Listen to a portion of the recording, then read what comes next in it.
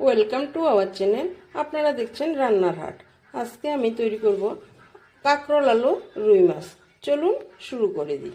এবার মাছগুলিতে আমি পরিমাণ মতন হলুদ দিয়ে দিচ্ছি এবং কিছুটা নুন দিয়ে দিচ্ছি। গরম হয়ে গেল, তাতে আমি মাছ ভাজার জন্য কিছুটা পরিমাণ সাদা তেল। গরম হয়ে গেল, কোথায় কোথায় দেখতে পাচ্ছেন ধোয়া উঠতে শুরু করেছে। এবার আমি মাছগুলি একে একে ভাজতে দিয়ে দিচ্ছি, ভেজে নেব। তারপর মাথাগুলো ভাজবো মাছের। এবার এগুলো আমি দিয়ে দিচ্ছি। আঁকড়ি আলু রুই মাছ তৈরি করার জন্য আমি এখানে 3টা আঁকড়ি পাতলা পাতলা করে লম্বা করে কেটে নিয়েছি ও 2টা আলু লম্বা লম্বা করে কেটে নিয়েছি। এখানে আমি 2টো পেঁয়াজ ছোট করে কেটে নিয়েছি, নুন নিয়ে নিয়েছি, পেঁয়াজ বাটা নিয়ে নিয়েছি, আদা বাটা নিয়ে নিয়েছি। তেল গরম হয়ে গেল, প্রথমে আমি আগে থেকে কেটে ধুয়ে রাখা আলুগুলি নুন দিয়ে দিচ্ছি। তাহলে ভাজার সময় কিছুটা পরিমাণ সিদ্ধ হয়ে যাবে। এবার আগে আমি লাল লাল করে এগুলি আমি একটা পাত্রে উঠিয়ে নেব। আমি কুচানো পেঁয়াজগুলি দিয়ে দিচ্ছি। এবার তাতে আমি আদা বাটা দিয়ে দিচ্ছি। ভালোভাবে কষানো হয়ে গেল।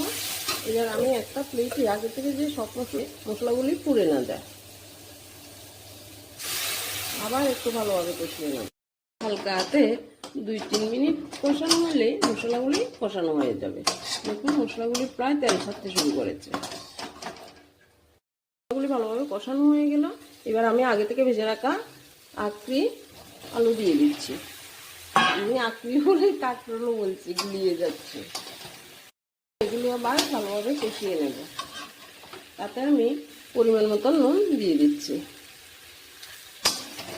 সবগুলো ভালোভাবে কষিয়ে নিচ্ছি। আমাদের আঁকড়ি একটু সুন্দর হয়েছে দেখতে। এবার আমি তাতে পরিমাণ মতন জল দিয়ে দিচ্ছি, এর জন্য দিয়ে দিচ্ছি। এইভাবে একবার বাড়িতে কাঁকরোল আলু রুই মাছ রান্না করে খেয়ে দেখবেন, খুব ভালো লাগবে। কেমন হয়েছে কমেন্টে আমাদেরকে জানাবেন। আমি রসা আর শুকাচ্ছি না, কারণ রুই মাছের রস। এবার আমি চেরা কাঁচা লঙ্কা দিয়ে সাজিয়ে দিচ্ছি।